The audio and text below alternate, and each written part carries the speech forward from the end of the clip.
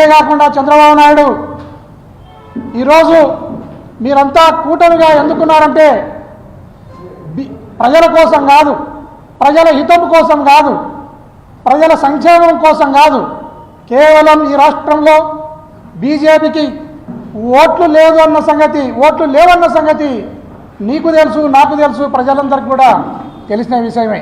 ఓట్ల కోసం బీజేపీ ఈ రాష్ట్రంలో ఒంటరిగా పోటీ చేస్తే సీట్లు లేవన్న సంగతి పవన్ కళ్యాణ్కి తెలుసు, నీకు తెలుసు, నాకు తెలుసు, అందరికీ కూడా తెలిసిన విషయమే. వీళ్ళిద్దరు ఓట్ల కోసం, సీట్ల కోసం అయితే చంద్రబాబు నాయుడు కోట్ల కోసం, ఓట్ల కోసం, సీట్ల కోసం, కోట్ల కోసం మాత్రమే మీరు కలిసి ఉన్నారు తప్ప మీరు ప్రజల హితం కోసం కానీ, ప్రజల మేలు కోసం కానీ, ఈ రాష్ట్ర అభివృద్ధి కోసం కాదు అనేది స్పష్టంగా ప్రజలు గమనిస్తూ ఉన్నారు.